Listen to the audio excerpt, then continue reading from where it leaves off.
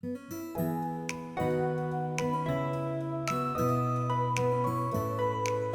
magandang araw po sa inyo mga boss. So, house tour po tayo dito sa Paniki, Tarlac Project, Green Meadows Subdivision.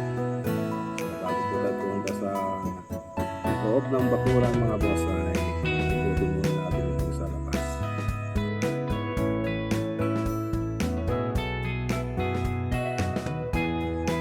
Itong bahay nga pala mga boss ay nasa 200 square meter.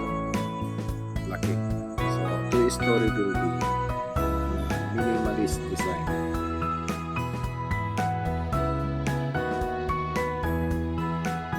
Itong backwood nga pala mga boss ay naka industrial finish po yung finish niya. So, ang gate naman niya ay tubular.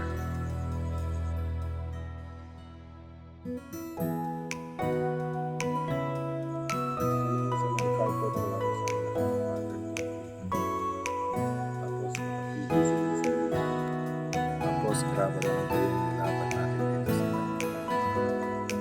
so 900 series yung sliding door natin tsaka pintana tapos tempered glass din po siya tapos makikita nyo dyan naka-polycarbonate po tayo dito sa may canopy natin tapos dito sa may lanay ay naka-tiles din po tayo.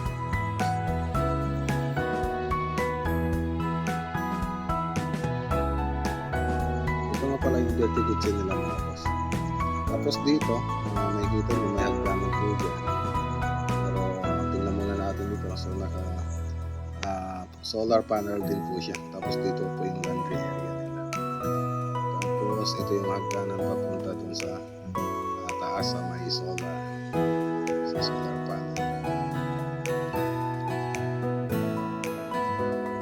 Ito naman po yung kabilang side. So dito, nakikita nyo may hagdanan po dyan papunta dun sa may guest room.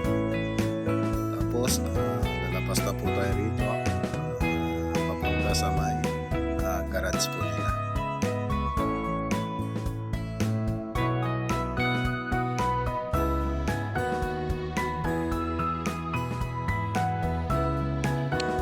Okay, so naka smart door din po siya mga boss. So pagpasok mo dito, so nakikita nyo yung foyer. Papasukan nyo pagpasok ng bahay. Tapos hagdanan papunta sa second floor. Tapos maid's room po sa may baba ng hagdanan. So ito po yung living area po nila. So nakikita nyo lang sa minimalist design. Loob ng bahay. Kulay po ng wall natin dito sa ng bahay ay sa tapos ito pala yung dining po nila. Tapos ito yung center island. Tapos kitchen mga boss. So may wine rack room po siya mga boss.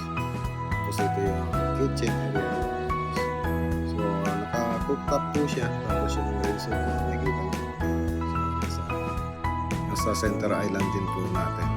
So, push mo lang yan, lalabas na po siya.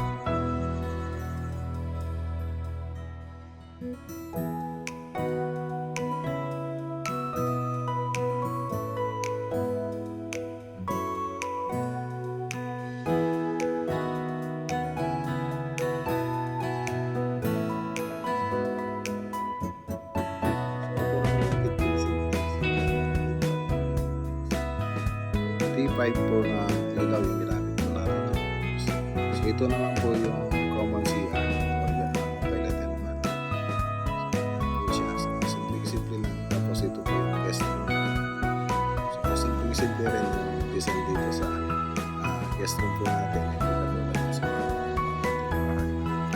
Puro cook design. So yan po kasi yung mga gustong design ng may-ari.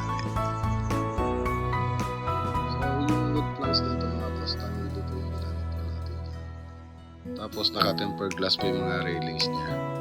So dito naman sa ceiling, naglagay po tayo ng 3 watts na mga pin light tsaka LED na center light.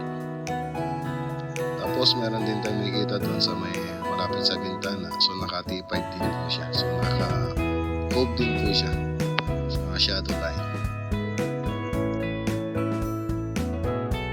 Okay, so pagpasok po dito sa may hallway, so muna makikita po itong kwarto, yung kids room. So ito po yung kids room. So siyempre may walk-in closet na rin po dyan, tsaka study table.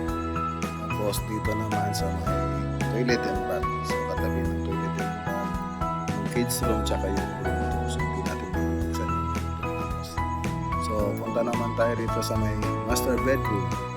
So ito po yung master bedroom, halos pare-paras lang po sila ng design ng kisame. Tapos simpleng-simple lang itong mga walk-in closet na mga boss. Siyempre may mesa din po dyan.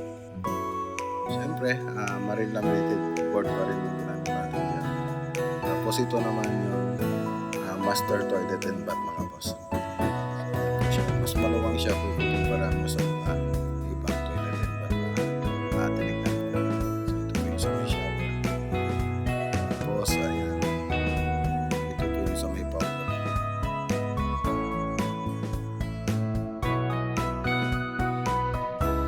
Okay, so paglabas mo ng master bedroom, siyempre andyan yung hagdanan tsaka yung family hall.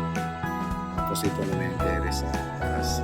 So naka-tempered glass din po yung railings niya mga boss. Okay, so yung mga picture po nito mga boss, ipapakita lang po natin dun sa last part ng video. So ayan, maraming salamat kay Ma'am Faye tsaka kay Sir Junior Park. Siyempre kung walang magpapagawa sa atin, wala po tayong magpapakita magandang project. So maraming salamat at kami po yung napili gumawa sa bahay nila.